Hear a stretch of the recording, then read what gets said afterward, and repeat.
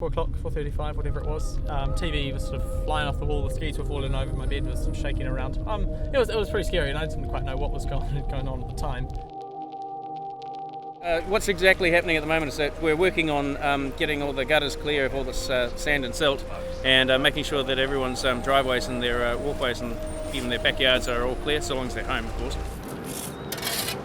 I mean, it takes only a couple of minutes to create a Facebook page, which I did, and then really people have picked up on the idea, and so it just shows, the willingness of people. It's taken no encouragement. The page hasn't been advertised anywhere. It's just been people like, that's a good idea. We should do this. We should get together and help out. Nothing from social networking sites or the internet was incorporated into any civil defence plans for the city. And I think that's nationwide, and so this, I imagine, will drastically change that in terms of getting volunteers and managing volunteers. I had an old World War II vehicle here that I was able to bring equipment, and we ended up ferrying people back and forth. When we offer an extra 1,000 volunteers, there are a lot of people who are already scared. It's an awful lot of people to throw into an already delicate situation. Today we've got 100 people working very closely with the Army in Kaiapoi, and we've had 850 people based at Banksav School and delegating it up from there. So that's just a colossal amount of people to try and deal with, really. But yeah, basically it's been incredible. People have just banded together, and we've just managed to swoop through areas and totally clean them up. And especially the best thing I think has been helping the elderly people who, it's not important to the council to go around and clean an old granny's back garden, but it's important to her, and it's been really great that we've been able to get people to help do that. Yeah.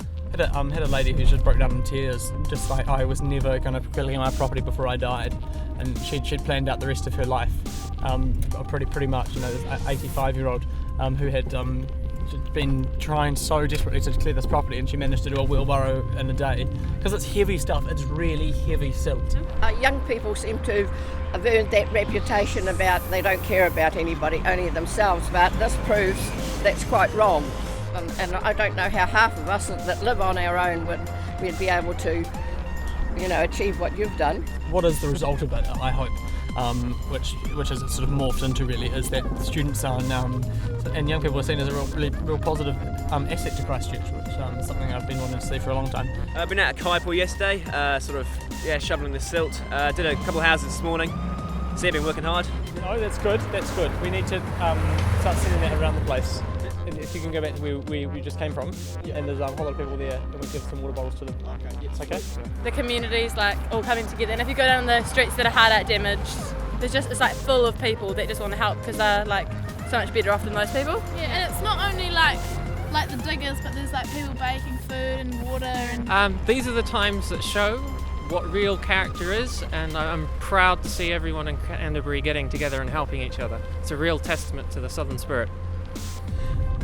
A very big thank you to all those volunteers, and really just reassuring that our hearts continue to go out to people who've been devastatedly affected by it. You can't underestimate that, and you can't expect it to be an overnight remedy. And we just hope that the student community, both of Canterbury students, Lincoln students, CPIT, anyone, anywhere, and everywhere. Every young person that's come, there's been so many people from schools and that sort of thing. We just want to say we're here to help, and we'll continue to help throughout the time, I hope. So yeah, thanks so much.